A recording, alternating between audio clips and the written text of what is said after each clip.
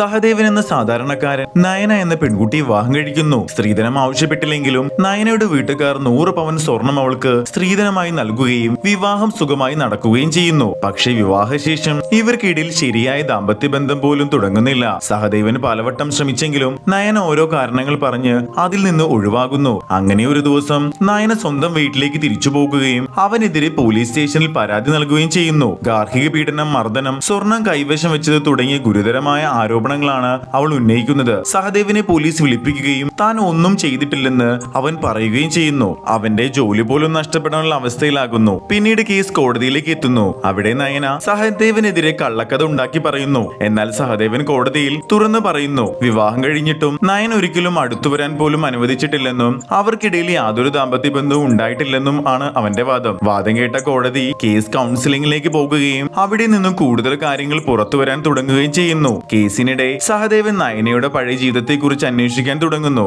അവളുടെ കോളേജിലും സുഹൃത്തുക്കളോടും ചോദിച്ചപ്പോൾ നയനയുടെ ബാല്യകാലം വളരെ കഠിനമായിരുന്നു. അവൾക്ക് ചെറുപ്പത്തിൽ ഉണ്ടായ ചില ദുരനുഭവങ്ങൾ കാരണം പുരുഷന്മാരുടെ വലിയ വെറുപ്പുണ്ടായിരുന്നു. അതുപോലെ തന്നെ അവളുടെ ബെസ്റ്റ് ഫ്രണ്ടും സമാനമായ അനുഭവങ്ങളിലൂടെ കടന്നുപോയ ആളായിരുന്നു. ഇവർ രണ്ടുപേരും ഒരുമിച്ച് ജീവിതം മുന്നോട്ട് കൊണ്ടുപോകാനും വിദേശത്ത് പോയി പഠിക്കാനുമാണ് അവർ ആഗ്രഹിച്ചത്. ഈ വിവാഹം സത്യമായ ബന്ധമായി നയന കണ്ടിരുന്നില്ല. വിവാഹ സമയത്ത് ലഭിച്ച സ്വർണം ഉപയോഗിച്ച് പണം കണ്ടെത്തി വിദേശത്തേക്ക് പോകാനായിരുന്നു അവളുടെ ലക്ഷ്യം. അതിനാലാണ് അവൾ സഹദേവനോട് അടുപ്പം കാണിക്കാതിരുന്നതും പിന്നീട് ഫേക്ക് കേസ് കൊടുത്തതും. ഈ സത്യങ്ങൾ സഹദേവന് മനസ്സിലാക്കുകയും പിന്നീട് അത് കോടതിയിൽ അവതരിപ്പിക്കുകയും ചെയ്യുന്നു. സത്യാവസ്ഥ മനസ്സിലാക്കിയപ്പോൾ സഹദേവൻ ഈ ബന്ധത്തിൽ തുടരാൻ തനിക്ക് കഴിയില്ലെന്ന് അവൻ പറയുന്നു. കോടതി ഇരുവരുടെയും വാദങ്ങൾ കേട്ട ശേഷം മ്യൂച്വൽ ഡിവോഴ്സിന് അനുവദിക്കുന്നു.